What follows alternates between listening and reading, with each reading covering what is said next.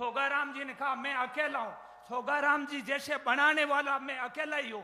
ऐसे लोगों को मैं बनाता हूं क्योंकि मैं आरपीएससी में था और मैंने समाज के कई लोगों को इंटरव्यू में बनाया है। क्या बात करते हो यार। आदरणीय रामूराम जी से निवेदन करूंगा कि कम से कम समय में, ऐसा है कम से कम समय है, मैं ऐसे लोगों की बजाय जो कुछ भी नहीं कह रहे उनसे अच्छा कहूंगा आप लोग सुनो।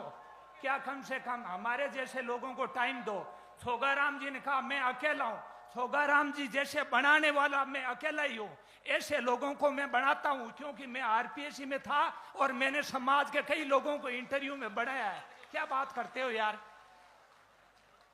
आज देवासी समाज का महाकुंभ है, सम्मानित मंच और हमारे जो भी साधु संत है, मैं एक ही बात कहूंगा, हमारे सामने जो बुजुर्ग युवा और हमारी नारी शक्ति बैठी है उनको सबको मैं नमन करता हूं। पर मैं क्योंकि शिक्षा गजट से जुड़ा हुआ था, फिर मैं लोक सेवा आयोग में गया, मैं एक ही बात कहता हूं, अपने लड़के और लड़कियों दोनों को पढ़ावें। लड़कियों को पढ़ाने से फायदा यह है कि दो घर, एक पियर वाला एक ससुराल वाला, दो घर सुधरेंगे।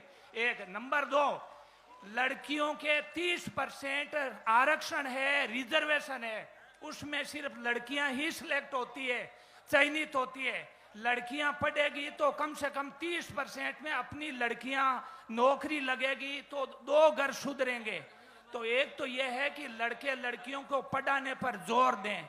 दूसरा, नशा प्रवृत्ति जो भी है वो बड़े बुजुर्ग जो कर रहे हैं वो कम कर दे और नई पीढ़ी को नशा प्रवृत्ति नहीं करने दें। एक मैं कई दिनों से देख रहा हूं आपके यूट्यूब और सोशल मीडिया, युवा लोगों को कह रहा हूं सोशल मीडिया पर इतने मत बैठे रहो यार, दूसरा काम करो जो आपका पढ़ाई का काम है या जो अभी जो काम है वो करो। आप बिना मतलब सोशल मीडिया पर नमस्ते फोटो, ये किसी ने मुझे कहा कि रामूराम जी आपका उद्बोधन और भेजो। मैंने कहा यार मेरा उद्बोधन तो समाज पिछले 40 साल से देख रहा है। 35 साल में तो कॉलेज में सर्विस दी और 4 साल लोक सेवा आयोग में दी।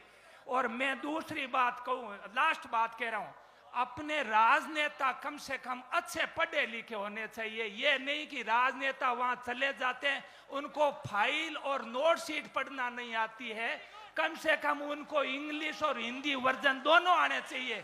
क्योंकि यदि वो लोग बाग इन चीजों में नहीं समझेंगे तो सिर्फ अपने साइन के अलावा कुछ नहीं करेंगे, जैसा अभी तक आपके समाज में हो रहा है। ऐसा नहीं होना चाहिए। मैं केवल एक अकेला आदमी था वहां पर, 70 साल में पहला आदमी गया वहां पर। होम सेक्रेटरी ने कहा मेरे टीएडी अलग होने चाहिए, मैंने वहां लिख दिया।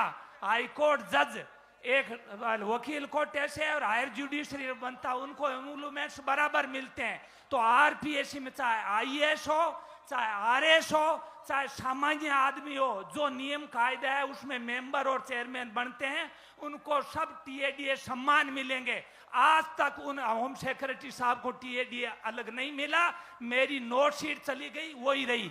इसी तरीके से वेटरनरी ऑफिसर का रिक्रूटमेंट डीओपी ने कहा कि यूनिवर्सिटी बीकानेर करवाएगी, मैंने लिख दिया स्टेट पीएससी का काम है रिक्रूटमेंट करना और स्टेट को अधिकारी देना, हाईकोर्ट को काम है जजमेंट देना, न्याय देना, और असेंबली और पार्लियामेंट का काम है कानून बनाना।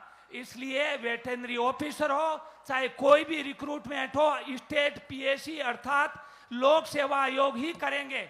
तो हमने वो फाइल हमारे पास भेजी और रिक्रूटमेंट कर दिया।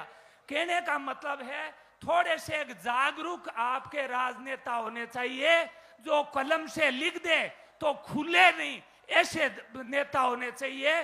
बाकी नेता सिर्फ साइन करके और आपका सिर गिनाते हैं, जैसे आप आज हमारे समाज के रूप में सिर गिना रहे हो, वैसे असेंबली और पार्लियामेंट में सिर गिनाने नहीं चाहिए। ऐसा मैं इस मंच से सभी पार्टियों का और मीडिया को और आईबी को आह्वान करता हूं कि ये मैसेज भी पार्टियों को भेजे कि समाज से जो भी जनप्रतिनिधि जावे कम से कम योग्य जनप्रतिनिधि होने चाहिए।